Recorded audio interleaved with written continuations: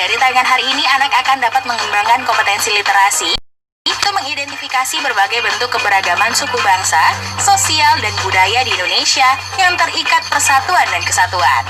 Adik-adik, hari ini kita akan belajar tentang suku dan budaya Indonesia. Yuk kita belajar bersama.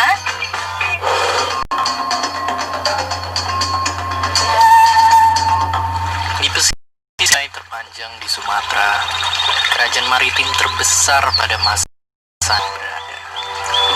Konon katanya, pada masa kejayaan mereka, armada lautnya memegang kunci gerbang perdagangan di Laut Malaka, menguasai sebagian wilayah Asia Tenggara. Kerajaan inilah yang juga menjadi pusat bagi para penuntut ilmu agama Buddha. Inilah dia, Kerajaan Sriwijaya. Bagaimana kisah mereka? Kekuatan apa yang mereka punya? Pada mulanya, hiduplah seorang raja yang berkuasa. Bersama 20.000 tentara, ia melakukan perjalanan suci, menyusuri sungai, dan membangun Sriwijaya bersama-sama. Ia membangun kerajaan dari selatan Sumatera, Jambi, dan mengembangkan sayap hingga ke semenanjung Malaysia. Di suatu masa, kekuatan mereka semakin jaya. Kapal-kapal berteknologi paling canggih pada masanya berhasil mereka ciptakan. Inilah cara mereka menguasai perdagangan rempah-rempah dunia sampai setengah abad lamanya. Namun, bumi berputar. Kejayaan mereka pun akhirnya memudar. Apa sebabnya? Seperti setir nahkoda yang terus berputar, kejayaan Sriwijaya ini perlahan memudar. Serangan kerajaan dari negeri seberang menjadi. Mereka bertahan, namun serangan selama 20 tahun lamanya memukul mundur pasukan mereka. Setelah kejadian itu, tanah Sumatera perlahan digantikan oleh kerajaan-kerajaan Jawa. Masuknya pengaruh Islam membawa para pedagang dari India juga taruh Buddha di sana. Sriwijaya pun hilang dari peta. Bukan karena perpecahan dari dalam yang memporak-porandakan mereka, bukan karena perang saudara, melainkan serangan dari negeri yang jauh di sana.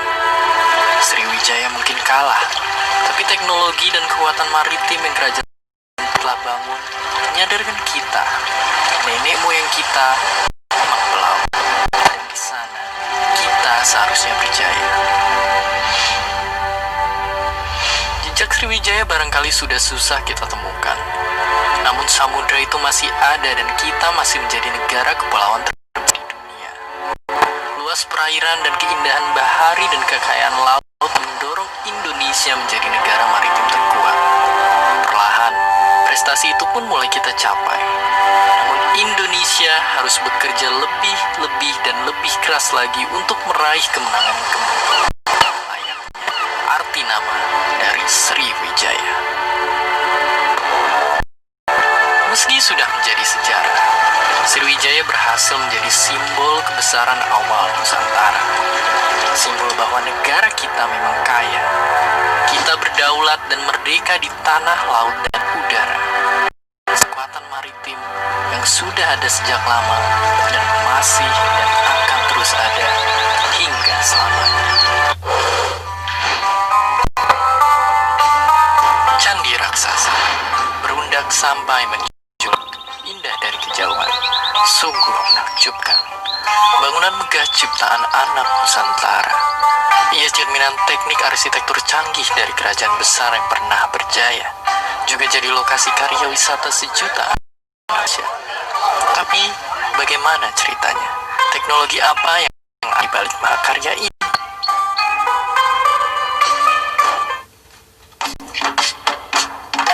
Bermula lebih dari 1000 tahun yang lalu, ketika seorang raja dari dinasti Sailendra mendirikan bangunan untuk tempat ibadah, menunjukkan kemajuan bangsanya. Melalui teknologi yang mereka punya saat, ia mengajak rakyatnya yang dipimpin oleh seorang arsitek kerajaan untuk menggali batu-batu, memotong dan menyusunnya satu persatu, bertapa hingga tahan bencana. Raja berganti raja, namun selama puluhan tahun mereka membangun stupa raksasa, arca dengan berbagai bentuk mudra, serta relief-relief penuh cerita. Semua bagian saling berkaitan, bercerita tentang raja-raja, nasihat tentang kehidupan, serta tentang alam.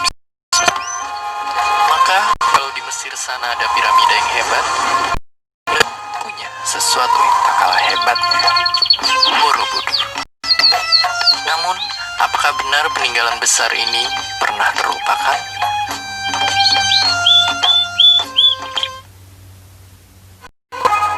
Ya, zaman berganti, peradaban dinasti yang tadinya kokoh kini telah terganti, meninggalkan Borobudur yang selama ratusan tahun rusak diterpa hujan, badai, dan panas matahari, serta tersembunyi di balik abu vulkanik letusan Gunung Merapi. Sampai akhirnya, jejaknya ditemukan seorang pejabat negeri Hindia Belanda dan kemudian diperbaiki oleh insinyur terkemuka. Semua itu memunculkan satu pertanyaan. Akan Borobudur kembali indah seperti semula? Untungnya semua bisa dilalui. Kini, renovasi Candi Borobudur terus dilakukan. Ia pun beberapa kali rusak karena faktor alam dan juga manusia. Bahkan tak hanya kita, dunia pun percaya bahwa Candi Borobudur adalah peninggalan warisan dunia yang harus dijaga. Tak hanya stupa dan boleh sampai sempurna, kawasan di sekitar Candi Borobudur juga terus diperbaiki supaya bisa mendukung objek wisata yang ada di dekatnya. India bisa punya Taj Mahal, negeri pizza bangga dengan menara miringnya. Indonesia pun demikian. Borobudur satu bukti bahwa bangsa kita tak kalah berjaya. Ia diakui oleh UNESCO sebagai peninggalan kaya akan makna. Ialah Candi Buddha terbesar di dunia. Bisa dibilang Borobudur adalah warisan Nusantara, bahkan juga dunia. Ingat sejarah dan nilai-nilai serta kemegahan bangunannya, ia harus kita rawat benar harganya.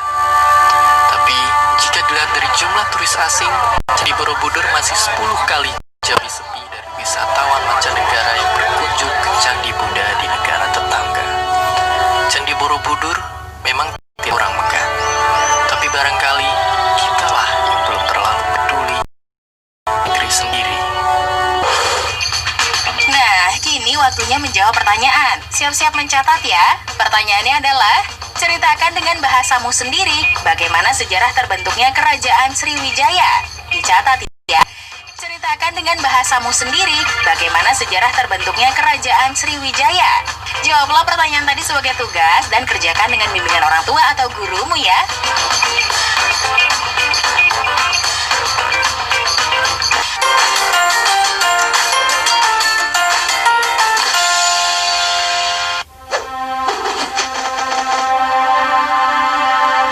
Indonesia memang luas, 17.000 pulau, ribuan spesies, ribuan jenis manusia, ribuan bahasa. Tapi jika kita zoom in ke wilayah paling timur ini, di balik semak, bukit, dan hutan lebatnya sana, ada sebuah suku misterius yang pernah punya ritual misterius, kemudian berkembang, kemudian punya karya mendunia. Siapakah mereka? Mereka lahir dari titisan dewa yang terluka, yang kemudian dirawat oleh seekor flamingo, dan sang dewa membuat 2 patung yang sangat indah karenanya. Singkat cerita, karena dahsyatnya tarian kegembiraan sang dewa setelah sembuh, 2 patung inilah yang menjadi pasangan manusia pertama yang menjadi nenek moyang suku Asmat. Mereka hidup dengan damai. Lewat memancing di pesisir atau berburu di pedalaman, mereka mencari makan. Namun, di balik itu semua, ternyata mereka menyimpan tradisi yang membuat bulu kuduk berdiri. Mungkin memang benar jika dilihat dari sudut pandang tradisi lampau. Itulah tradisi suku Asmat. Tapi, dalam melihat kebudayaan, kita pun tak bisa langsung mengambil kesimpulan hitam putih atau benar salah. Dan mungkin itu juga berlaku untuk kebudayaan dimanapun di seluruh dunia. Mereka pun juga mengalami perjuangan adaptasi mereka dengan dunia luar. Jadi, apakah mereka pantas untuk ditinggalkan saja? Tentu saja tidak. Di balik melalui perjuangan panjang mereka, ada sesuatu yang membuat nama mereka kemudian mendunia. Hingga ke San Francisco, bahkan New York. Karya mereka hingga dipuji oleh sang legendaris seni yang mendunia. Mereka kini pencipta. Mereka lah orang-orang pohon. Menyulap pohon mereka menjadi dia yang mendunia.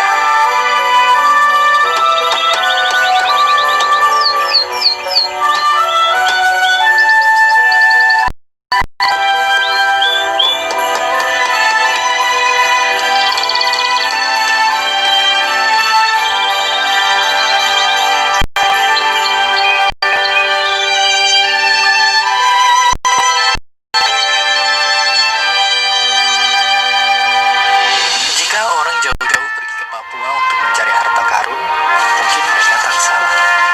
Tapi inilah harta karun lain yang dilupakan kita. Mungkin justru mirisnya, banyak dari kita, orang Indonesia lah, yang lupa. Nah, kini waktunya menjawab pertanyaan. Siap-siap mencatat ya. Pertanyaannya adalah, apa yang kamu ketahui tentang suku Asmat saat ini?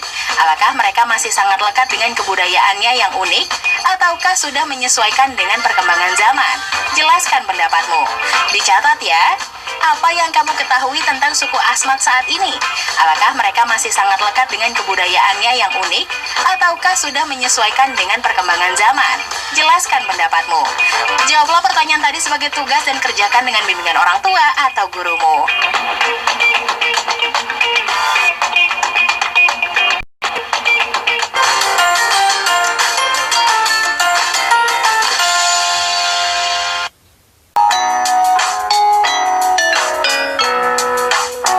Indonesia terdiri dari pulau-pulau beragam suku budayanya.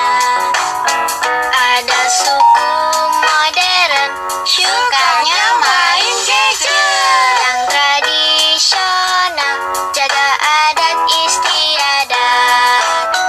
Ayo, siapa yang bisa kasih contoh? Saya. Suku Gayo di Aceh, suku Baduy di Banten, suku Ambon di Maluku. Suku Batak, Minang, Jawa, dan Madura. Suku Asmat, Bugis, Melayu.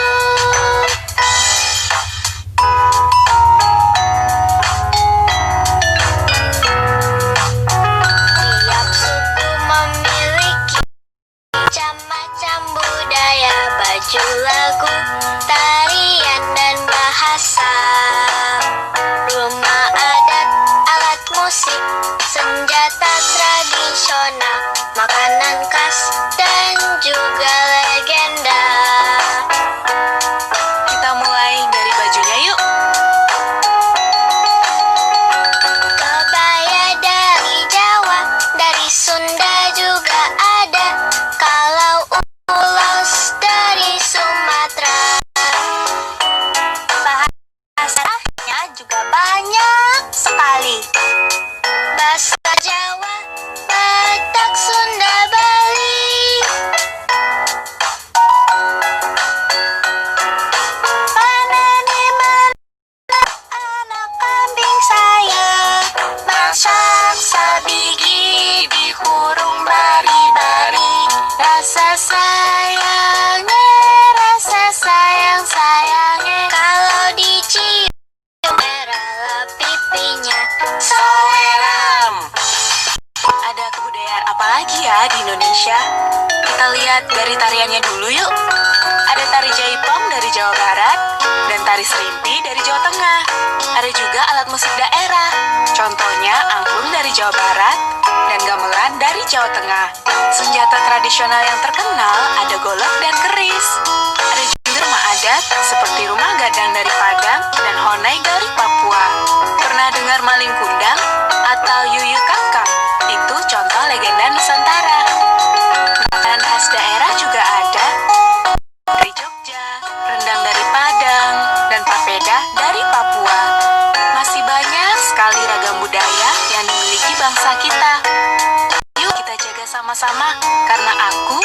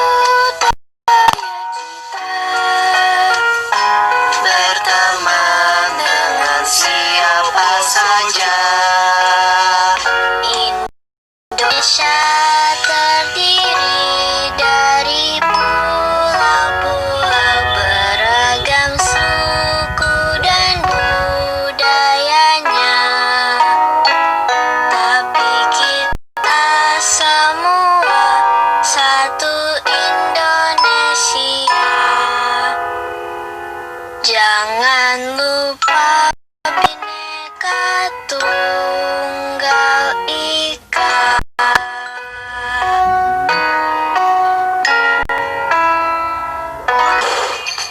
Nah, kini waktunya menjawab pertanyaan. Siap mencatat ya. Pertanyaannya adalah, Indonesia adalah negara yang beragam suku bangsa.